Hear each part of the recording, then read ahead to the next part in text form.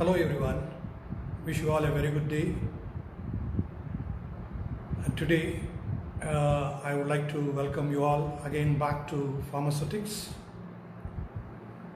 And today we are going to start a new chapter, a new unit called suppositories. Well, in the last class, in my last video, we have completed extraction methods, and I appreciate most of you have done your assignments well and you have submitted on time. I know, I can understand your schedule is very busy. Every day you are having classes, but still you have to take your time for sparing even to pharmaceutics also. Well, to start with, as usual, I had to talk about the course objectives, which are your subject objectives again. That is the learning outcomes, what you are going to learn at the completion of all the units or all the chapters of pharmaceutics. So, well, upon completion of this course, that is pharmaceutics, you all will be gaining a fundamental knowledge and you all will be able to understand the art and science of formulating different dosage forms and most basics of the applied field of pharmacy, the formulation aspects of different dosage forms, different pharmaceutical calculations involved in formulation of dosage forms, and various procedures to formulate different types of dosage forms, and the importance of good formulation for effectiveness. So these are all the outcomes what you are going to learn as learning objectives upon completion of all the units, unit number 1 to 5 of pharmaceutics. Well, today we are going to start with new unit, new part, that is suppositories. Well, let me start with the clear structure of the lecture and learning objectives of this part of discussion. At the end of this unit, you all will be able to understand and know about the definition of suppositories, suppositories for local action, suppositories for systemic action, rectal, urethral and vaginal suppositories, anatomy of rectum, absorption of drugs from rectal cavity, physiological factors affecting the rectal absorption, physicochemical factors of the drug and suppository base affecting rectal absorption, suppository bases, preparation of suppositories, package and storage of suppositories, problems in formulation, quality control of suppositories. So these are all the objectives you will learn at the completion of this particular unit. Well, in this part of the video, I will be covering the objectives up to the physicochemical factors of the drug and suppository base which are affecting the rectal absorption, right? Remaining objectives I will be covering in my further parts of the video. Well, to talk with the definition, the suppositories are defined as solid dosage forms which are intended for insertion into the body cavities or body orifices like rectum, vagina, urethra, etc., where they melt and become soft or soften or dissolve and exert a local or a systemic effect. So, well, as usual, you have to define suppositories as unit solid dosage forms because one suppository will contain one particular dose of drug. Unit solid dosage forms which are intended for insertion into the body cavities or body orifices such as rectum, vagina, urethra, where after their administration they melt due to body temperature and become soft and dissolve and exert the local or the systemic effect which is intended or desired. Well, you all should know that the suppositories have API, that is active pharmaceutical ingredient, along with a suitable suppository base, right? It is a combination of API along with a suitable suppository base, right? Well, now we shall look into the suppositories for local action. The rectal suppositories, which are intended for localized action, which are most frequently used to relieve problems like constipation or relieve pain in the rectal cavity or irritation or itching due to infection and inflammation, which is associated with hemorrhoids. Like what I have shown you in the structure, you can see there are two different parts, right, within the rectal cavity. The first, that is the bigger one, what you see is the internal hemorrhoid, and the one at the below, small one, is external hemorrhoid, right? So, well, these hemorrhoids are nothing but the structures in the anal canal which helps the stool control or stool movement, bowel movement, right, which is controlled by these hemorrhoids. Well, now we shall look into the suppositories for systemic action. Previously, we have looked into the suppositories for local action, which are resulting in local effect, which are normally used to treat or relieve constipation or pain or irritation or itching or inflammation, right, which are associated normally with the hemorrhoids, which are responsible for the stool control. Well, now we shall look into the suppositories for systemic action. The systemic suppositories may be ideally used in small children or babies or old people who cannot swallow the oral medication due to unpalatability, right? And it is also used in post-operative people who cannot be administered with oral medication, right? Post-operative people are those patients which are brought to the bed immediately after a surgery, and these post-operative people who cannot be administered with oral medication can be administered with systemic suppositories. And even these systemic suppositories are used in people who are suffering from severe nausea or severe vomiting problems. And these may be used in case of those drugs which are inactivated by the gastric pH or the enzymatic activity of stomach or intestine. And these are also used for the drugs which are irritating the stomach and the drugs which are destroyed by portal circulation. That is, portal circulation in the sense that is destruction of the drug nature by liver. Well, now we shall look into the rectal, urethral and vaginal suppositories.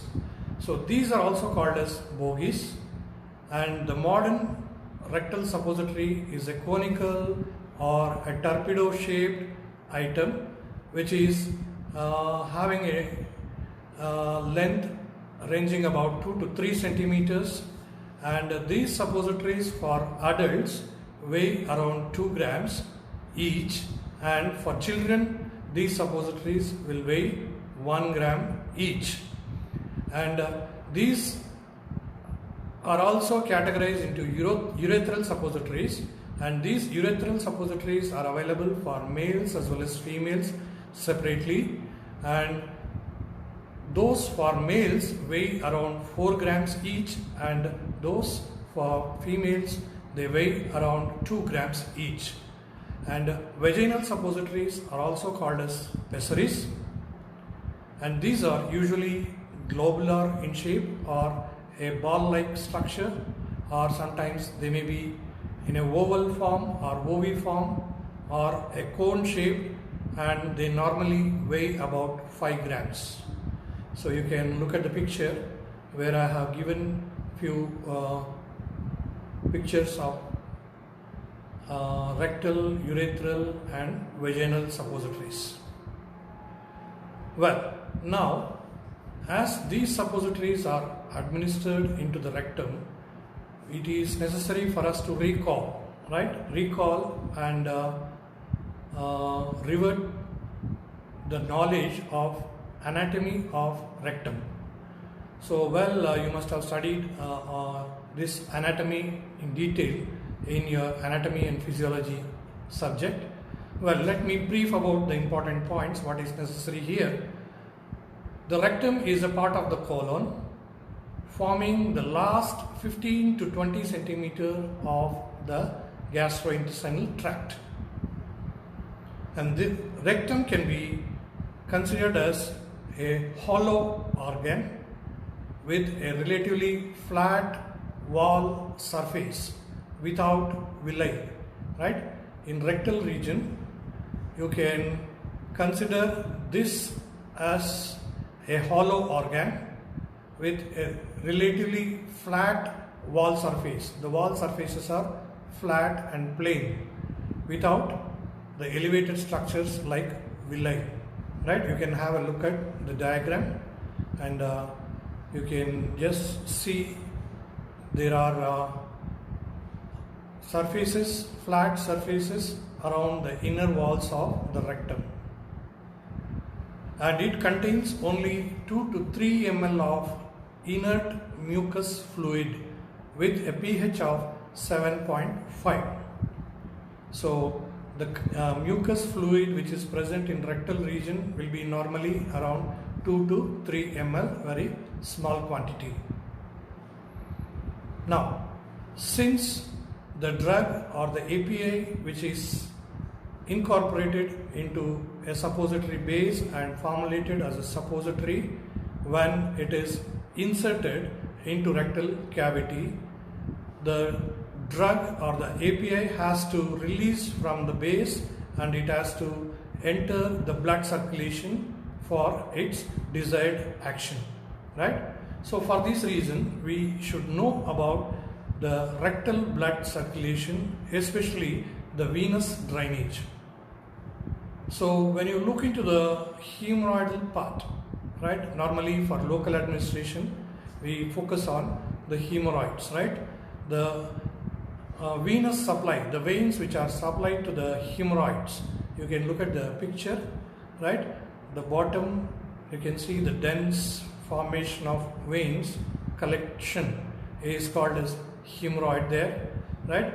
It has got the venous supply from 3 different hemorrhoidal veins. The bottom one is lower hemorrhoidal vein, and then we have middle hemorrhoidal vein and the upper hemorrhoidal vein. So you can look into this diagram.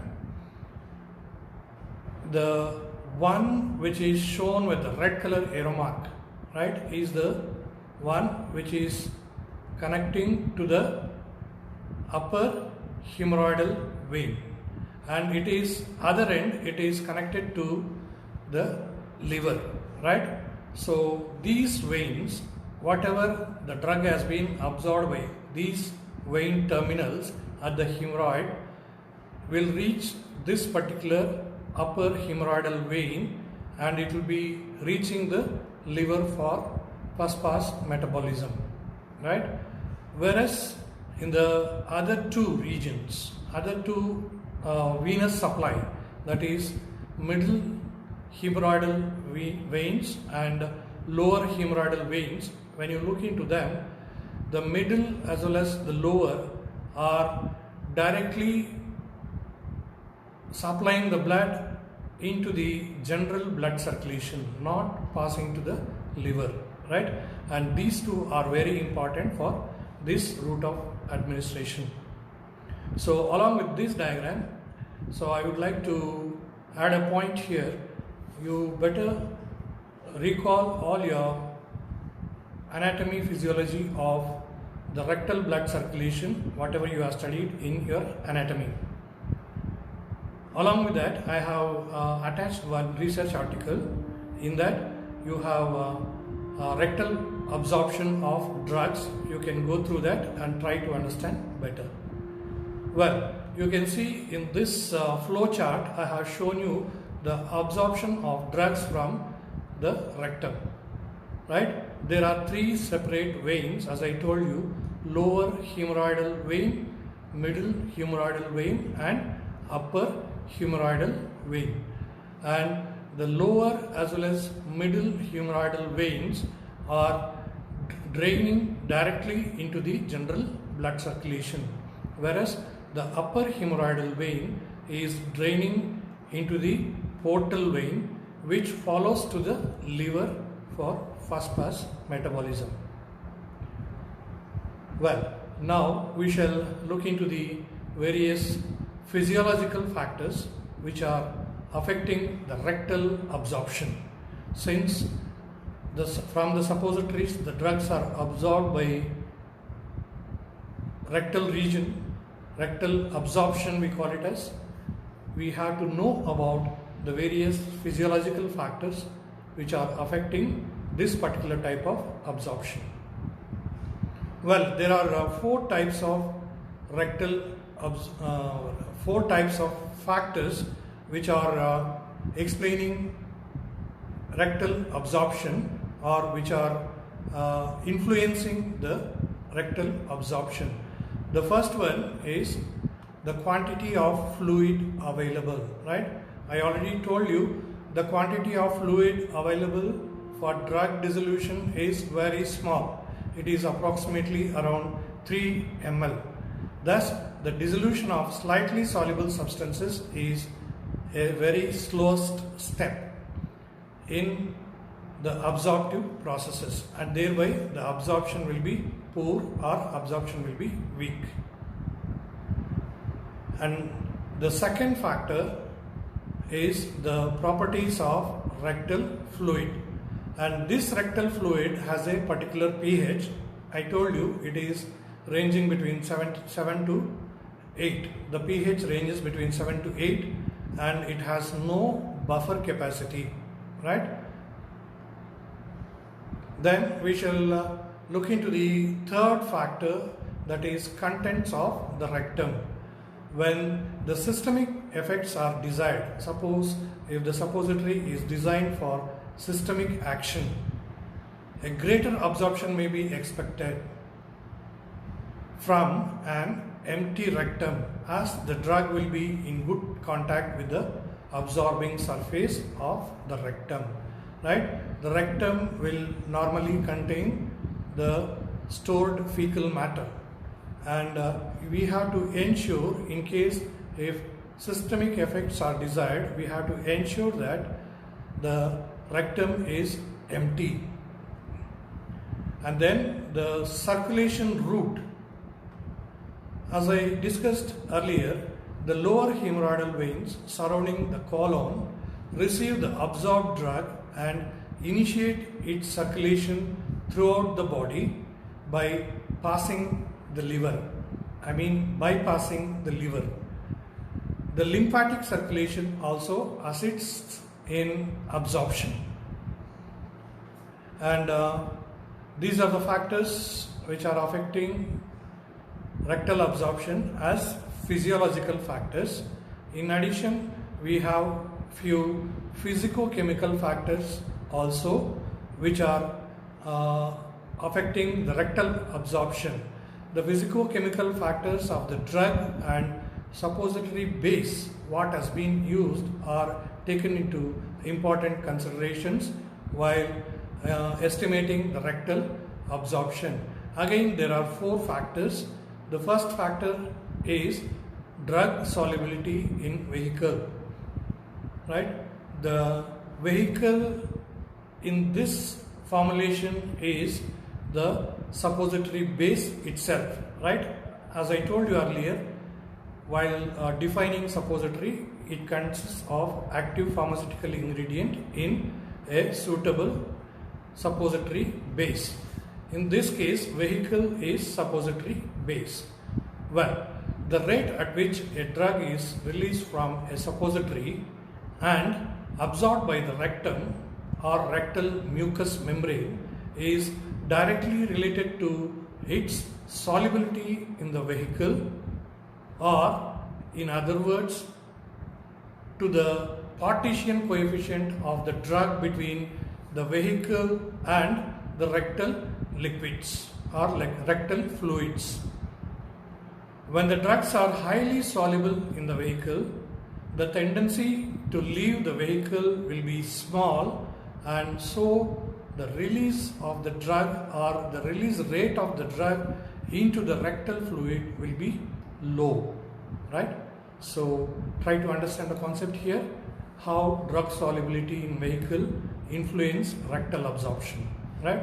If the drug is very soluble in the vehicle, or if the active pharmaceutical ingredient of a suppository is very soluble in the suppository base, then the absorption will be low, because it will have the drug will have more affinity towards the vehicle, that is the base, and it will not be released faster into the rectal fluids, and thereby the absorption will be very less. So you can look into the table here. I have given a table to select an appropriate base based on the solubility of the active pharmaceutical ingredient in a particular type of base or particular type of solubility factor, right?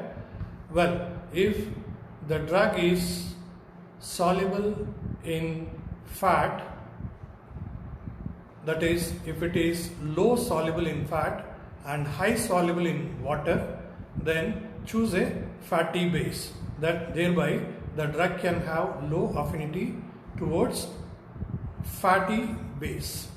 Same way, if the solubility of the drug is high in fat and low in water, then you have to select an aqueous base, that means a water soluble base, so that the drug will not have more affinity to fat and it will be easy to come out or release from the fat. If the solubility of a drug is low in fat as well as low in water, then you have to choose a base which is intermediate in nature, right? Intermediate between a fatty base and a aqueous base. Then second physicochemical factor is particle size. For drugs present in the suppository in the undissolved state, the size of the drug particle will influence the rate of dissolution and its availability for absorption. As usual, the smaller the particle size, the more readily the dissolution of the particle and the greater chance of rapid absorption, right? So what should be the nature of particle size? The particle size should be smaller. Smaller the particle size, more readily the dissolution and thereby the greater chance of rapid absorption. Well, third one is the factor which is based on nature of the base. The suppository base must be capable of melting at body temperature and become soft and dissolve to release its drug components for its absorption. So that is the prime requisite of the base. If the base interacts with the drug, it will inhibit the drug release and drug absorption will be impaired or even prevented, right? Impaired in the sense the drug absorption will be slow or it may be even prevented.